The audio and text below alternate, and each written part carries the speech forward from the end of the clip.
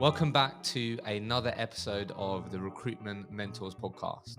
I'm your host, Hisham Azuz, and on this week's episode, I was joined by Christopher Monticolombi, who is one of the founders of WeShape, which he started just under 4 years ago with his business partner, Jack. WeShape is a really interesting business as they are not your typical recruitment business. They're a technology consultancy. So where they are today, they have 20 full-time employees. Within the business, 70 people in total, as half of their team is made up of tech consultants and half of them are made up of tech recruiters. For any of you that are massively interested in how to evolve your offering as a recruitment business and really get into the solution-focused selling, you're going to absolutely love this episode.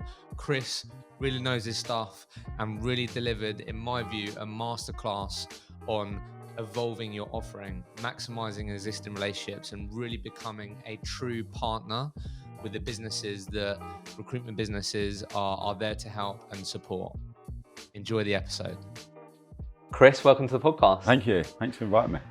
Looking forward, I look forward to every episode, but I think when I learn about your business, I think a lot of people would be really interested in it. And I think there's going to be plenty of things that I know you've learned along the way and continue to, but I think there'll be a lot of things that the listeners will be really interested and have the chance to learn from your journey.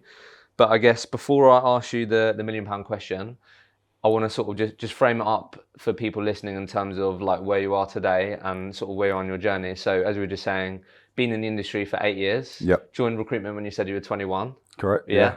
So, and then where you are as a business, WeShape, which you founded with your business partner, Jack Moore. Yes. Yeah. Where you are is you've been going for 4 years and you've been on this journey of building a technology consultancy or hybrid, you like to call it. So it's made up of half tech consultants and tech recruiters. I have 20 full-time staff at the moment, but altogether in terms of the subcontractors and the people you have involved in the business, you'd have 70. Yeah. That's across UK and Europe. Yeah. So I guess what I'm really keen to really dig into today is definitely like this sort of last 3.5, 4 years journey of WeShape. But I guess we'll talk a bit about the beginning first. But before we do, I'd love to just sort of hear your take on how this has evolved. You probably thought about this a lot at WeShape, but what do you really believe makes up a sort of successful recruiter today? The characteristics and traits, do you think? Yeah, no, it's a good question. So obviously my time of recruitment was with LaFosse Associates, so probably about 4 years ago now. I guess LaFosse had a lot of high performers in their business, but if I was looking at a common theme, you got the resilience piece, you got the drive, you got the motivation. The top performers were overly consistent, so they turn up every day and they don't change that kind of attitude to work. So when you get complacent in recruitment, there's always someone else who wants to come along and take your market share or your position.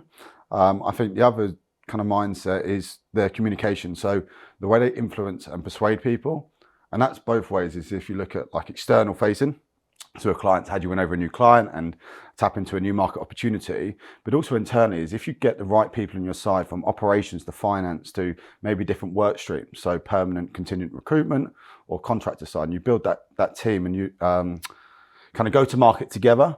Often those people become the best performers because they work strategically, they work smart, and as a collective, they win the best opportunities. That's a really interesting insight. Probably the first person to pick up on that, like you said, like influence internally and externally. Yeah, I really like that.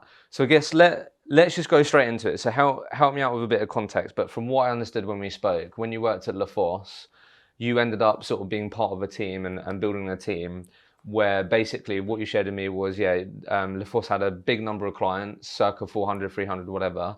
And you ended up building this team to look at all of these companies that they're working with and to maximize the relationships and get the most out of the accounts, put more resource on the accounts that needed it or had the growth opportunities.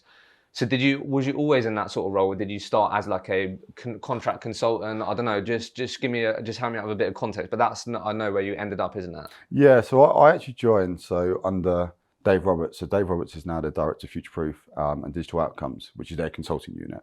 At the time, Dave was heading up cloud and infrastructure. And I was a resourcer for him, so he was very much 360 delivery consultant, overlooking quite a sizable team. I kind of fell into DevOps at a time when it became mainstream. So I was a DevOps contract recruiter. Jack, who's my business partner now, is actually a competitor of mine. So he worked for Prism Digital at the time. So essentially just built out the DevOps recruitment desk when it became mainstream, and was quite profitable in terms of building that desk. Jack ended up joining LaFosse at the time, and he was my successor. And I wanted to look at, because recruitment for me became, I say, quite binary. I wanted to look at the broader landscape, and I thought LaFosse was on such a high growth, an exponential growth within the market. They had so many clients they were engaging with, but they just weren't maximizing the revenue stream. So you might have 300 clients, but you're making one deal in each placement in each of those clients. And how do you grow your account relationships and a proper structure behind that? So I took on the key client partnership role. This was a newly formed kind of unit, and it was about how do you build strategic partnerships with our key high net worth opportunities. So when an NFI reaches a certain amount per year, or they've got a certain amount of consultants deployed, it's putting a single point of contact, an account management team behind it, making sure you deal with escalation perspectives, and essentially just building market share in those accounts. So from that, I built a whole delivery team, worked with different units within LaFosse, whether it was the contract side, the contingent, executive search, and you're basically putting the best expertise together to work on your most strategic clients. Now, these might be the A clients for the business, but if you lose, they can impact your revenue and profitability as an organization. I think the key learning for me at the time was, when you build a business that's very high performing and everyone works in, 360 role, they've got incentivized by commission and sales. What we've done at WeShape is we've split the mechanism. So our account managers are remunerated by bonuses, and our sales team are remunerated by commission. So actually they work together in a cohesive way, because they're not actually trying to fight against who gets the deal, so you're actually working in the customer's best interest, you're delivering the right solution. And that was the methodology we're trying to change at LaFosse. And I think since to date, the team's still there and they're still growing pretty well. So yeah, so I'm going to definitely ask you more about that. Yeah. But just quickly, I wanted to ask you, really well put together, by the way. So just two things on ask you, and we'll get into WeShape. So firstly, what would you say, you mentioned some of them, but what would you say then are some of the key principles that you think can lead to successful account development and successful sort of maximization of relationships and accounts? You think what are some of the maybe 1 to 3 key principles behind that, do you think? Yeah, I think you need to get the right person in account management. It's a very different type of business relationship, where you're actually kind of puppeteering an account and making sure you're strengthening the relationship. You're not going for quick wins. It's not about a transactional relationship of like who can get the quickest deal. It's about building organic relationships where it becomes kind of self-perpetuating. And by that, I mean revenue starts coming in, and when they move to, if a key stakeholder moves elsewhere, who are they going to call up? They're going to call yourself. So that's building authentic relationships. Second part is about adding incremental value beyond just the services you're providing. So are you doing events? Are you actually bringing stuff to them and learning their kind of business agenda? Are they having challenges trying to find, junior software engineers, or is there a talent skills gap? Is it diversity and inclusion? And what you're starting to do there is you're actually saying, look, actually, we have a good perspective of the market. We can bring other stuff to you, which benefits you in the longer term. We're not just here for business. So I think that's the second area. And I think the other one is, and most people miss, is the social element. Since COVID, so many people, I feel, stay at home and they don't actually interact with their customers. They stay and use Zoom calls and stuff, which is great. And it's good for remote working, but you still need to speed relationships. So we often take our customers out for client drinks. We try and meet other people, and it's a great opportunity to introduce to new work streams. So if you put those 3 components together, why would they go to anyone else, right? Obviously, as soon as you start being complacent, that's when you start to lose that relationship, or you dilute your service. Yeah, some great insights there. Yeah, I was speaking to someone about this recently, because we've got some stuff, some live learning sessions on this recently at Recruitment Mentors, and yeah, he called it sort of bridging the gap, that social gap, and yeah, it's a good way of putting it, and you just mentioned it there. Love that. So the other thing I wanted to ask you said you joined LaFosse when you're 21. Yeah. The way that you're talking, right, like you're just making it sound like, I don't know, just really simple, easy to understand, straightforward. Where did Chris cultivate this mindset? I don't know. I feel like clearly you learned quickly. Do you know what I mean? Like, I don't know. I just feel like, was there some challenges on getting to that? Did you find yourself thinking, fucking hell, I'm really out of my depth here? Or like, I don't know. How did you make sure Chris adapted and you, I don't know. I feel like you put yourself in situations where you could be like, I have no fucking clue what's going on there. Yeah, no, 100%. And that's pretty much how I run my life. I'm very spontaneous in that. Look, if I go back to before I went into recruitment, I retook A-levels. and I didn't go to university. So I grew up in Kent, moved down to London at 19. And at that time, everyone went to university and I had to make something of myself, right? So you throw yourself into the deep end because a lot of people are doubting where you want to get to. I was very competitive in sport at the time, and I wanted to be a trader. So current affairs, marketing, like anything about the market, is I was trying to absorb. I was trying to be a bit of a hustler at the time. But what you learn when you're young is your business savviness or your knowledge about commercial strategy is minute, but you're very arrogant and you're very confident at that young age. And that's what helped me develop my career because of the confidence I had in my own ability. But I learned from some of the best people. I had mentors who supported me. I had a lot of respect to Dave Roberts, who took me under his wing at LaFosse and really developed me and was quite challenging on me. So when I thought I was doing things right, he was actually, look, Chris, take your time and develop this properly. My first job, but I was quite fortunate, was an A-level commercial development program at Tesco. So I was a buyer. Oh, wow. So I used to buy alcohol for the UK, which was an awesome job at like 20 years old. The funny story behind it was when I used to go to house, because I didn't go to the freshers and stuff, but when I used to get invited to house parties, but I had to bring loads of alcohol with me. And then when I left that job, I didn't get as many invites. But all those things is they sent me on like commercial negotiation training. So that was very advantageous. When I went into recruitment, I didn't necessarily have the degree and I don't know the business degree and whatnot. I had actual real life experience. I was buying like £15 million worth of stock for Tesco, and when you sit in that seat, you have to learn quickly, right? Because then all that skill set's very transferable. And then the other thing is I just learned by doing. So there's some people who learn academically through, they'll sit in a lesson.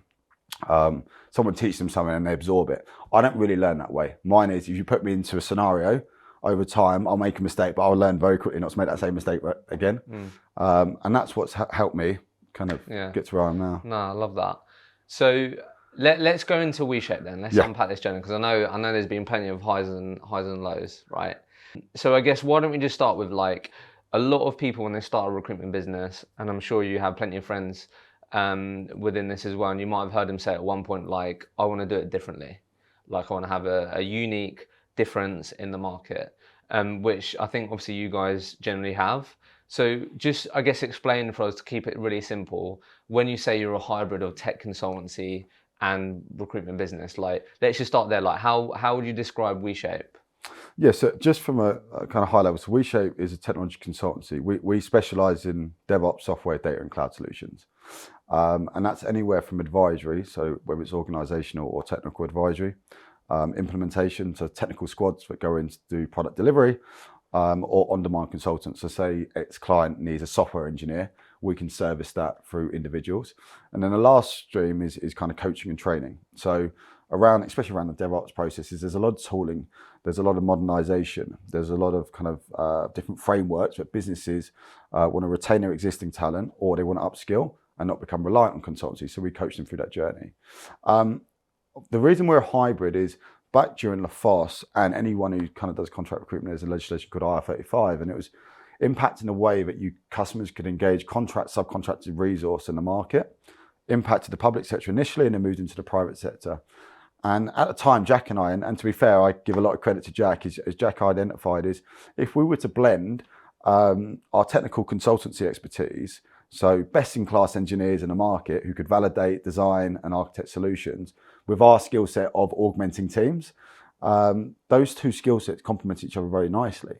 The second thing is, as a recruiter, you're going direct to market, so you can be commercially very effective because you're not having incremental margins, where some of the large management consultancies might subcontract to a recruiter, then it goes direct. Yeah. Now you've got two problems. You've got a commercial challenge. The second one you've got a quality assurance challenge because there's multiple people in the process.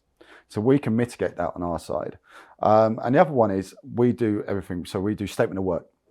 I need the technical consultants to help me identify and work my customers to scope out what that technical requirements are, but also the deliverables. Because when you do a statement of work, you underwrite risk, which is very different to recruitment. Recruitment's very vanilla in terms of like, you're placing a personnel and they deliver a solution, but there's no real accountability on delivery you're doing. Whereas in statement of work, you're underwriting the output and the time you deliver that. Yeah, like the outcome of what's going to happen. The outcome That's of what the they're solution. paying for. Yeah, so you need the right technical consultants who can scope that out and trust that they can scope it out. And then you can augment the teams and the skill set that they need. So that explains then why, obviously, as I said at the beginning, yeah, a chunk of your business is full-time employees that I think you described as operations and how else would you say Yeah, it, so you've got operations, marketing, which is all our kind of brand, because we've got a number of events we run, but also just to make sure that people understand what WeShape does as a business. I've got a pretty strong talent team, a very strong talent team, who are all ex-industry tech recruiters. I've got a sales team, so we do cold business development, and then we've got an account management team.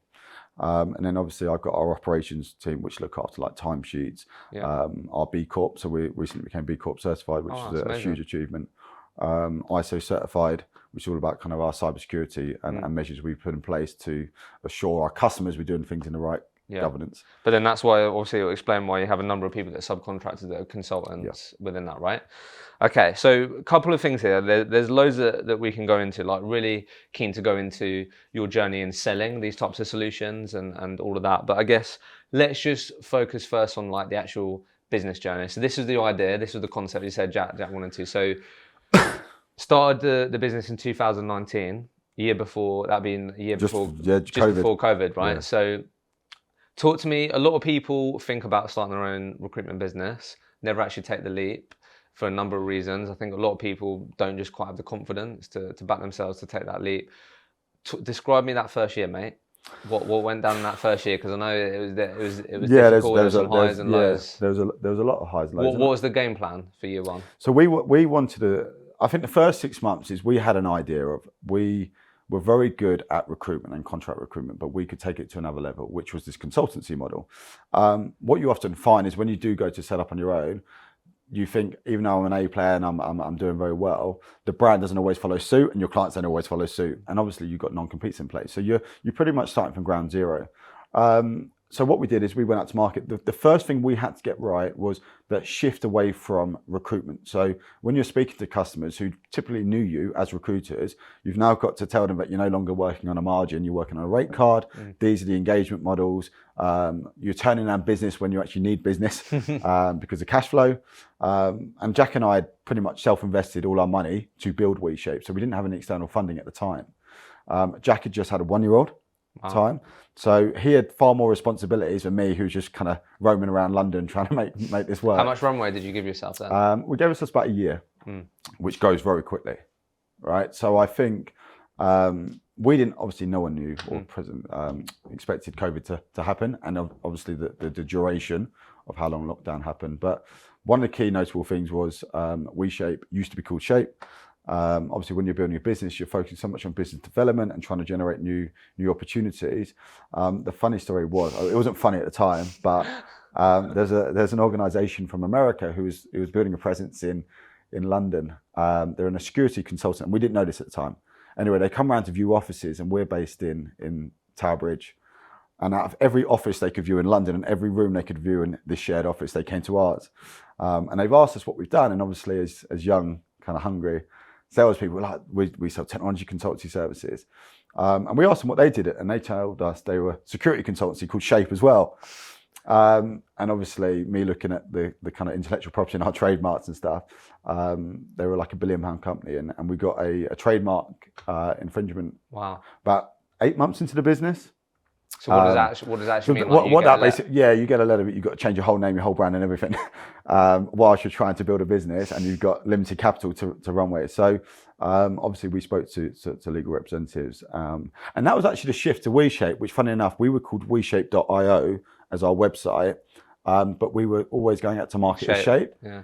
And so it's probably a blessing in disguise that we had all that set up. So it was a quick shift across. But these are the challenges you're facing, and they're unprecedented, right? So you have those challenges. You've got cash flow where maybe clients don't pay you in time, and you're chasing. I remember a scenario where we did actually secure a project, and then you're doing credit checks and stuff on the client, and your finance provider, because you obviously borrow cash to be able to run your contractor book, just weren't able to lend the money against it. So you're trying to identify all these different bottlenecks, and as a biller, we had an operations team that looked for us. We had finance teams like that, and you actually don't. It's only now that I appreciate how much work those guys do to cover your back. Whereas at the time, you're like, all you get to see is your commission check coming through. Whereas now you're responsible for everything. Those are the things that open my eyes out. And if anyone wants to go into it, I always say, like, we're always open to share advice. I've got a lot of friends who have now gone on to set up their organizations, and we share tips between each other, because I respect anyone who goes out to build a business, because it's not easy.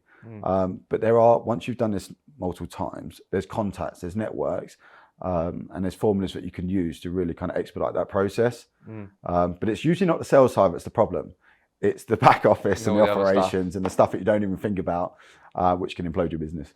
How long did it take you to sort of secure and sell your first project then, in this sort of different, like you said, the way that you wanted to be perceived, the way that you wanted to? Do you know the first ever project we won was a call-in, which was never happened in my career, right?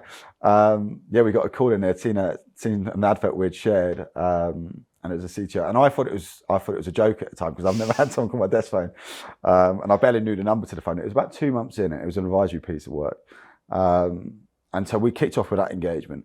And then once you get that first piece of work, your emotional side goes like, we can do this, it's going to make loads of money. And then for about 3 months later, we've got nothing, right? So we've gone from high to a low.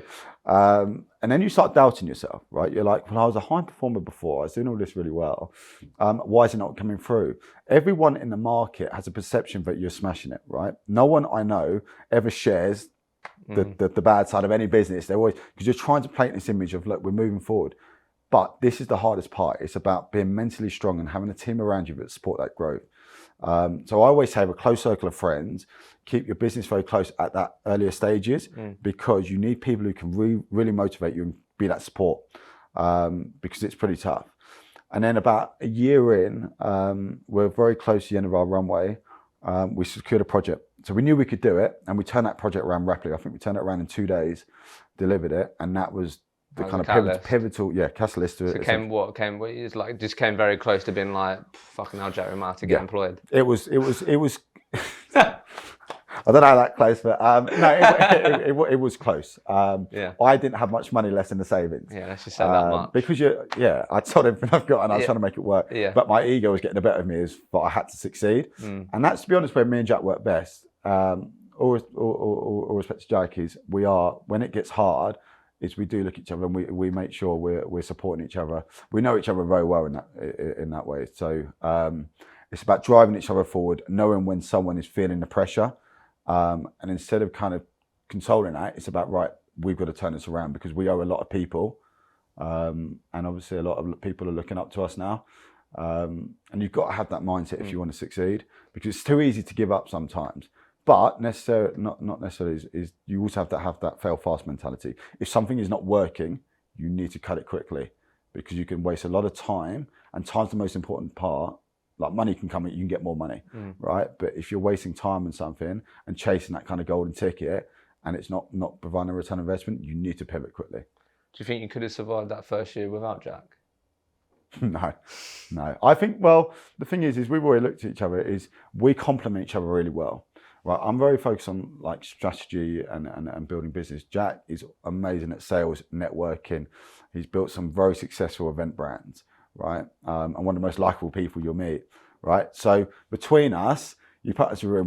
We go crazy at each other at times. When you're in a small room, you want to kill each other. But even if you do have arguments and stuff, we'll go and have a beer. We'll settle it. And it's only in the best interest. We're very passionate about what we're building, right? And especially now, as we've built a very successful team, and a team that we think are all on the same page, we're doing this in the best interest of the team and our customers and stuff like that. For us, is we enjoy the process, and that side is you move away from, I'm just chasing money, I'm just trying to chase that kind of that dream life. We actually enjoy what we do as a job, and that's why we're doing it. Hey everyone, a real quick one from me. This podcast would not be possible without our amazing podcast partners, Vincere and Sourcebreaker. Because you listen to this podcast, you're able to get your hands on exclusive savings on both of these award-winning products. If you're a growing recruitment business, you have to check out Vincere, who are an all-in-one operating system for your growing recruitment business. With Sourcebreaker, if you want to make sure that all of your recruiters have the best tools on the market to stand out and beat their competition, then you have to check out Sourcebreaker. Use the link in the show notes, in the comments below, and you'll be able to get yourself exclusive savings on these amazing products. Love it.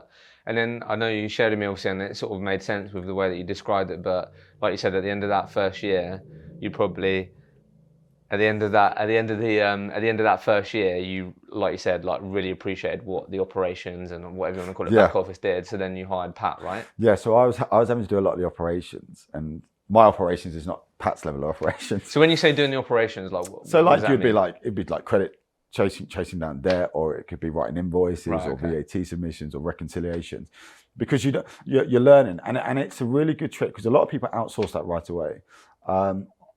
The best thing we did is we tried to really understand our business, because once you've got that knowledge and intel, you sit in like an observer seat as your business grows. But you can, when you sit in a finance meeting, you actually understand how things are pulled together and how your business operates. And if any business leader doesn't have that visibility, you are at risk at things going wrong, and you can only hold yourself accountable for that. So, yeah, Pat joined us during COVID, big risk again.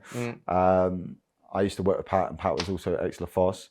But that guy's phenomenal. So what's he just again painting a picture like? So why is he been really important, really good at the hire, and why yeah, like, so what is he now responsible for, and why has that been really important to the growth of the business? So he's head of operations for WeShape now. Started operations lead and has progressed rapidly for the organisation. Simple, bringing in CRM systems, doing the right due diligence and tender process behind that. So we work off Vincere at present, and it suits the kind of model we and the services we sell. Looking at stuff like B Corp, so really instigating a business with purpose. It's a 2-year kind of waiting list now to get onto that, and it's about, I mean, it's been about 12 months trying to build all the frameworks and the right credentials behind it to make sure we shape a position to be awarded it. It's also about just when you're working with gig economy consultants, it's all about onboarding. How quick are you at onboarding? How quick can you get contracts out? Because any time you make mistakes around payroll, onboarding, you set a precedent and a perspective to market. So if someone's not getting paid on time, why would they work with you again when they can go to many other providers who will? When you're inputting data, how do you make sure that your customers and your consultants make sure you have right GDPR process in place, stuff like that? All that stuff matters, because when you scale the business, if you don't have those measures in place, you're constantly having to retrospectively go back and change everything. And that's where I feel some businesses invest a lot in their sales mechanism because they want to make more revenue. Their back office isn't built to the scale they need to get to, and that's where they have challenges. Whereas we took the risk of investing in the back office operations, the marketing, the talent team, and me and Jack were focusing on the outbound business development side. Unfortunately, we secured some large and fairly profitable deals, which allowed us to then accelerate the sales side. And now the back office we could accommodate our back office now probably up to about 250 consultants at the level we are now. So how much investment? So you're way ahead. Yeah. So what did the business look like at the end of year 2 then? So year 2, it was about 4 of us. It was myself, Jack, Pat, and Glenn. So Glenn was an ex-recruiter, Third Republic at the time, brought him across as a young lad he was awesome at the start. So really, he was a single, like, essentially me and Jack would sell the solution, Glenn would source the expertise. We had our own network anyway, so it wasn't a challenge. And obviously Jack and I could do the delivery if need be, but Glenn was instrumental in sourcing the right expertise. And it was quite, me and Jack sometimes missed the days where it was just kind of 3 and 4 of us in a room, where it's just like every deal, you're high-fiving and clapping, whereas now we still do celebrate each deal. But it's very much around strategic mindset, trying to grow the business, what territory we're going to look into. Obviously, we're moving to New York next year to build out our US presence. So a lot of it's kind of blue sky thinking, what's the next 3-year plan look like, as opposed to every deal means so much for our business, because it allowed us to hire a new person or make sure we can pay everyone's salaries. So I guess what people would love to, I guess, hear from you then is, like, with all of this sort of experience and nuance you have now, like with the sort of benefit of hindsight, like if you was to start with Jack again, like how would you approach the conversations and the winning business differently? Or do you think you had the right approach? It was more of like it just took a bit of time to build that credibility, get more used to having the right conversations with the right people. I don't know. Is there anything that you think you would do differently that you think would enable you to have that catalyst moment earlier and win a bigger project earlier? Yeah, I think it's a really good question to look at, because one, in hindsight, is we could have won contractor augmentation work early on, which is kind of like recruitment delivery. We turned it down because we wanted to be seen as a consultancy. Now, when we were running close to the wire on money, I was like, shit, maybe I made the wrong decision. Right? And Jack's going, I told you. And that was just more of me thinking, no, we want to keep this brand of We Shape the Tech Consultancy. We're going to live to that name. And funny enough, one of my friends actually was in a very similar position. I advised them, just get revenue into the business whilst you're building that. You don't need to market it as your contractor augmentation. But if you get an opportunity, don't necessarily be, look, we don't need to take that business, when we actually probably did. But when you go into solution selling, it's a different type of sales. So the semantics behind it are the terminology you use. One is you're still selling to the same kind of clients and probably seniority, but you're having to, instead of a client saying to you, we need X amount of people and this is what they're going to do, the conversation changes is we have this problem, we need you to help us solve it. They now trust that you've got the right personnel who can help validate a solution or design what the end goal should look like. So you've got to change that mindset of, I'm not going in there just trying to find business, I'm there trying to identify problems that our business can solve, right? And once you change that perspective, now you're entering a consultative solution-based sale as opposed to that binary transactional that we're just finding new individuals. So that was the mindset you've got to shift. The next thing is you've got to shift your whole brand, how people perceive you. And that takes time because when you're calling up and saying, look, it's Chris calling from WeShape, no one knew us. It was like we thought we were a fitness brand or a personal training brand. Right?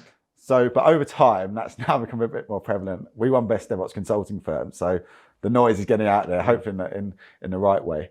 But it's a lot easier to get on the phone because people know who we are now. At the start, it was back to the old school days of cold calling, until people were sick of me. Let's talk about this solution selling thing. I think people will be really interested in this. Yeah. Had people on the show already talking about this, and I think I know you said the first point there on the terminology. I think that's really evident in this conversation. You're talking about people augmentation, advisory. Do you know what I mean? Buzzwords. Yeah, but it's clearly evident. Do you know what I mean?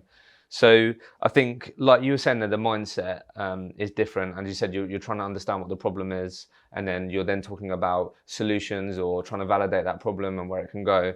I guess for me, in my own sort of sales journey, the best way that you can get better at having that mindset, or at least have more of those conversations you're trying to have, it comes through questions. Yes. So I guess the question I have for you to maybe unpack some of those could be, what questions do you think, how do I word this? So like, what questions would maybe a consultative seller say or ask compared to a recruiter that's trying to get five contractor jobs? Do you know what I mean? Yeah. What are some of the different questions that you find yourself asking that you think, you know what, if Chris, the 360 contract builder, he probably wouldn't be asking this, that, do you know what I mean? Yeah.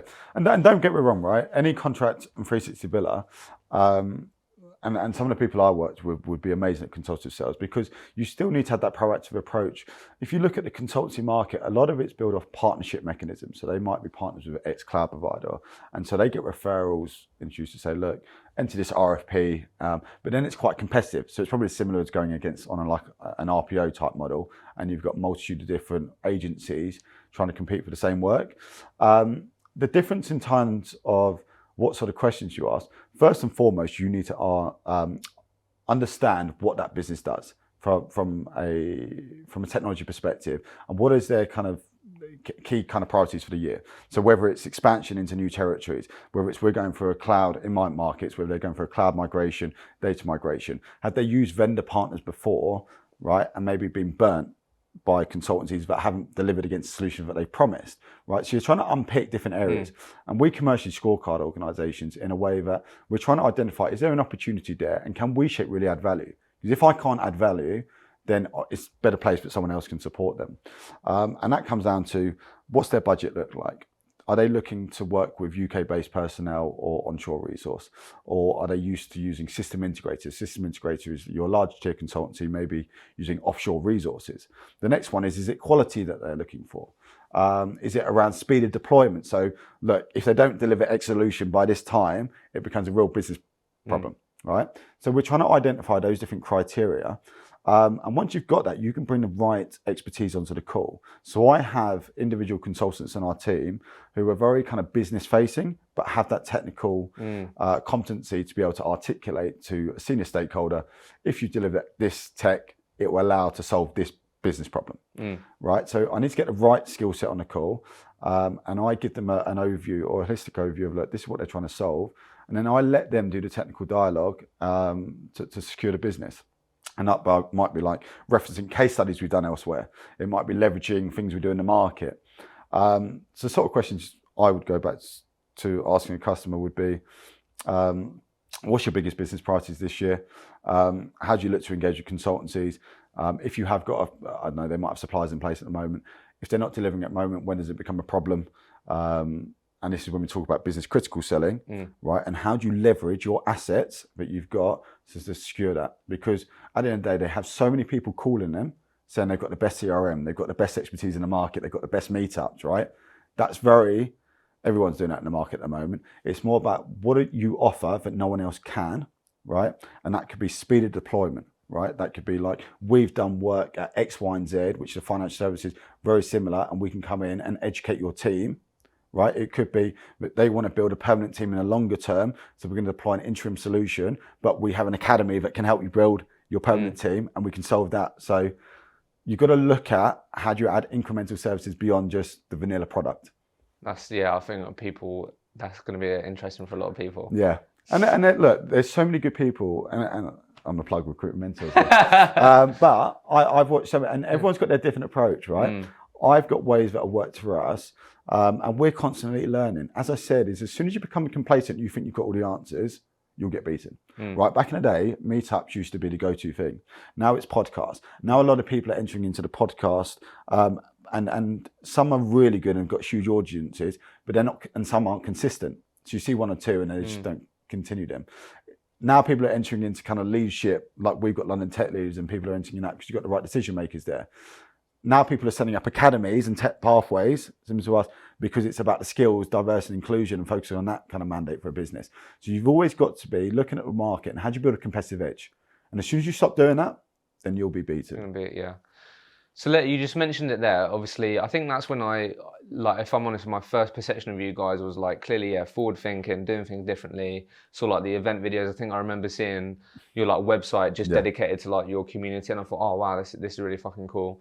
Like, I guess, like, what are your thoughts on, with all those experiences that you've had, what do you think are the fundamentals and principles of like building a successful meetup community or doing good events? I need Jack in the room. Oh really? Is that his bag? But like, I don't know, what's your take on it? Like, you might not be the person, but like, if Jack's been really fundamental, like, what do you think Jack's done well? Or, because like you said, again, I think the events piece is something, a lot of people may be listening to this and going, you know what, they've already been done, like there's no point doing that. Yeah. Or they've been, but for me, my personal view always is, I think that's the wrong way to look at things. Like, people ask me that now about podcasts, like, oh, am I too late? But like, for me, it's about knowing, like for you guys, you said what you're sort of experts in and what your niches are. If you start up a meetup, which everyone does, but it's just specific for your people, then that's still really valuable and still worth doing. Do you know what I mean? Yeah. So I don't know, anything on there to share? Because I think that would be useful for people. No, 100%.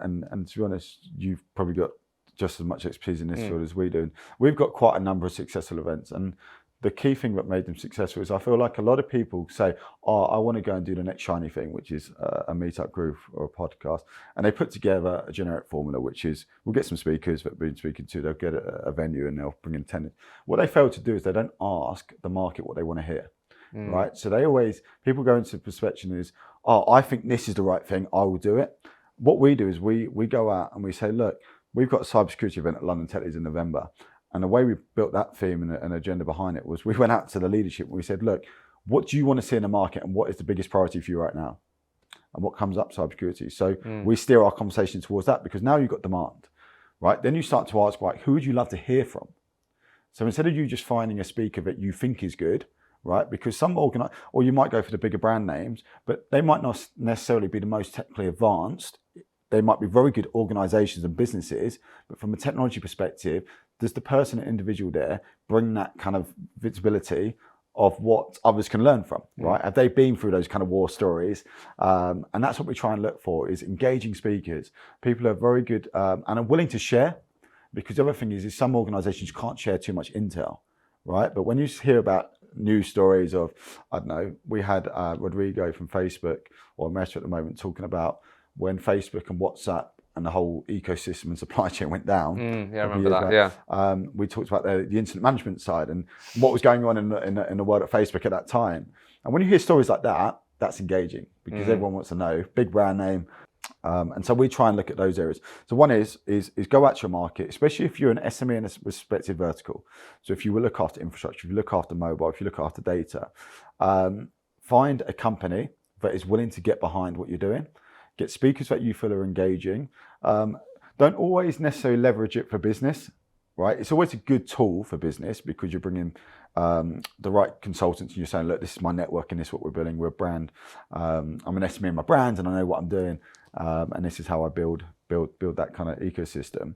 But get the right speakers engaging. Be consistent. If you run an event, make sure you run multiple events, right? So every 2 months, do a separate one. It doesn't need to be monthly. In fact, I would probably do it bi-monthly because that's how you get different audiences. People actually feel they want to come to the next one because it's not every month and they can turn away one.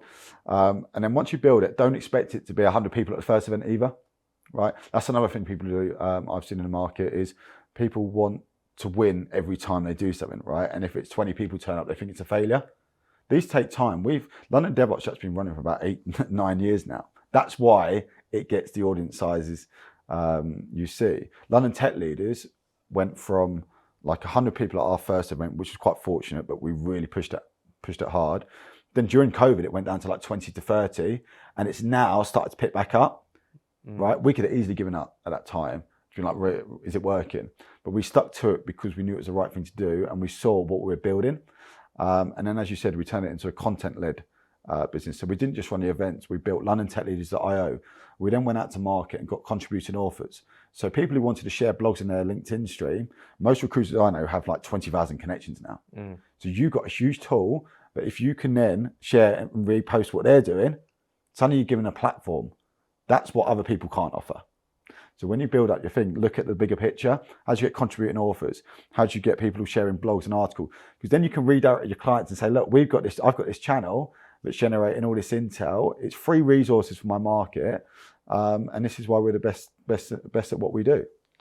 But yeah, there's so much insight in there. Thank you. Yeah, sorry, I was giving away all my tricks. No, not at all. Like, look, I think you can say all these things. It's a whole different story. People taking action and actually doing it. Do you know what I mean? That's a big thing. That's the thing. So 100% go and do it. Yeah, I think, like so many great insights in there. So I guess I wanted to just, as we come to the end then, like I just wanted to, I think this would be something that would be interesting to people. You mentioned earlier around like just working out the best way to incentivize people around like the account management, sales. Like what I've definitely picked up on is it's not exactly the same in terms of like the consultancy and the work and the solutions that you're selling, but there are definitely a lot more recruitment businesses now structured in a way where they do have dedicated sales and BD teams. And then they do have maybe even account management teams, and then they do have like delivery teams, right? Yep. And that is a quite common question on like, it's very easy, right? If you're a 360 recruitment consultant and someone helps you get the candidates, a 50-50 split, done. Do you know what I mean? In terms of like how you incentivize people. But like, just tell us a bit more. You don't have to go into the exact like granular stuff, but how have you worked out to make sure like, everyone is incentivized to go into the same direction, and like the account management team are just as motivated as the salespeople, and that they're all sort of working together? Like how does that work exactly? So I'm actually another plug is, we didn't get this quite right. Okay. Right. As much as I'd like to say we're very good at what we've done and we built a successful business, we brought in a sales coach to help advise Jack and I about the strategy, and it's about 2.5 years in. Impel Dynamic, a guy called Nima and his colleague Richard came in to advise us and work with our teams.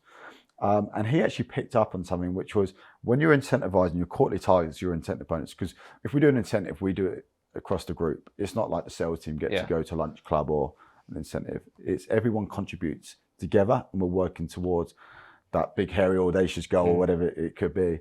And it was about, our one was about how do we increase our budget and drive revenue? And so everyone in marketing had to be steered towards, when we do SEO and SEM marketing, it's driving leads to the sales team. When you're in operations, right, and I learned this when I was at LaFarge, so we used to do 8 a.m. stand-up, people would get market intel, we'd all stand up and try and get the market leads.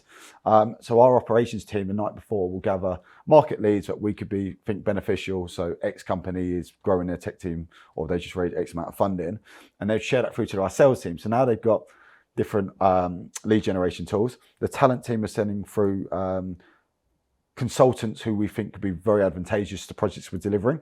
So when we're talking to clients, we're always ahead of the game. And our sales team, so everyone is driving towards that revenue goal and NFI in the most streamlined way. To do that, you need to make sure the targets you're setting your team are all focused and aligned to the same way. What we had done is we had said, look, quarterly goals, marketing, these are the marketing targets, these are the operational targets. Right. But everyone's going off that, and then we're setting a goal and we're saying, right, we want to increase budget. What do you go for? Do you go for your target to hit your bonus, or do you go for the goal to hit the incentive? And once we'd looked at, and this is where I talk about, it's always worth getting someone to look at validate, because we think we know best, but we're very one-dimensional. You're blinkered by the business you're looking at and what you've been doing day to day. Just having that outside perspective and going, actually, what you're doing is you've got some very good people, but they're going in different directions. Bring them all together to that goal. It's been hugely valuable for us as an organisation to grow that revenue. Really? Right? And now everyone's on the same page. They're all working towards the same goal, and they're trying to collaborate together. And the biggest other learning I'd say is what this team also looks at was the psychology. So one of my biggest challenges was around empathy when I was younger. I was like, why is not everyone working the same for me? Or it'd be tolerance. Tolerance is probably a better way to look at it. Is some people might go home early, and I'd be like, well, I'm working till 7 o'clock, and okay, it did great things in my career. But I was always like, if I work late, everyone else got to. Failing to recognise that not everyone's as motivated or has the same motivations as I did. And the way they positioned it to me is Info Dynamic. It was like, you want to operate at the Premier League, right? You want to operate at the top of your game. And some of these people who are coming through haven't worked at that intensity. They haven't worked at that pace. So give them time, right? Secondly, is get to know your team and be empathetic, but some of them might have family priorities. Some of them might not want to work in the office every day of the week. And as soon as I adopted that mentality of being empathetic and being more tolerant of what thing and getting to know my team, I've built, and you start to empower your team this way. You start to build an authentic relationship where they trust you. And once you've got that in a team, people want to work hard, and you start to see the results come through. And that was one of the biggest learns I did, was just changing that mindset to be not all about me and being that. And it's good to be selfish sometimes, but as soon as you start to look at the bigger picture and get people on board, that's when we started to succeed. Yeah, I love that. And kudos to you, mate, on having the humility to get to that point. You know, it's not easy, right? There's a lot of people shouting at me. Yeah, do you know what I mean? So like, I rate that. So look, as you come to the end here, then talk to me about what are you guys excited for? Like, clearly, like, you've been on this journey on really establishing product market fit. You'll continue to go on this continuous learning journey, which I absolutely love. Clearly reinvesting in the business, reinvesting in getting advice and help, and obviously reinvesting in the business and growing the teams and those things. Like, we're obviously still early on in this journey, which is really exciting. So like, what are the sort of short-term to medium and long-term ambitions for WeShape then, and where do you think you can take it? So yeah, some of the biggest ones is we're going to be announcing we're moving to building our US capability. So I'm moving out to New York. Really? March for 2 years. So a lot of work's been underway to prep us for this. We think it's a great opportunity for the business to have a global operation. So that's happening quite imminently. The other one is we just launched Tech Pathway. So this is investing in underrepresented areas and individuals. And so we sponsored them for an 8-week intensive boot camp with Lewagen, and then bring them through. So people don't necessarily get the opportunity in a bit of a passive market.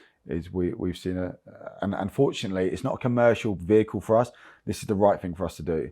Right, we've built a great business, and some of the individuals who've come through it have been awesome. So one of them, Craig, used to be on School of Rock. So he plays like 8 instruments. We went to some of his gigs, and he's quality talent. He wanted a changing career. So he's 30 years old, came and approached us, we sponsored him through it. And that guy is incredible, right? So we've now got Ben coming through, who wanted a shift in his career. So these people who might necessarily not have got that opportunity previously, we're building this Tech Pathway, working with organisations, and it solves multiple different things. One is around the talent skills gap.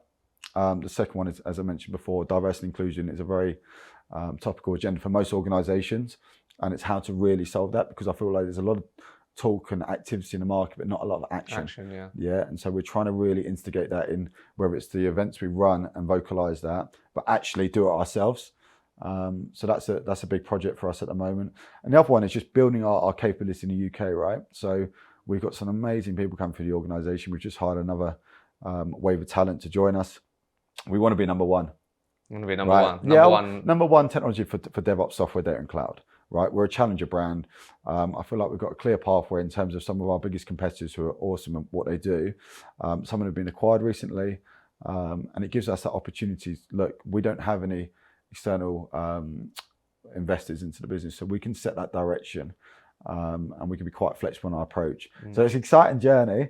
Do you think you'd be here, like, when you think of that first year? Did you always think, like, this is where we're going to say yeah. But you had some moments where you doubted. There's always going to be, there's been moments where it's like, this is getting scary, right? But as of late, we're in a fortunate, touch wood, it continues.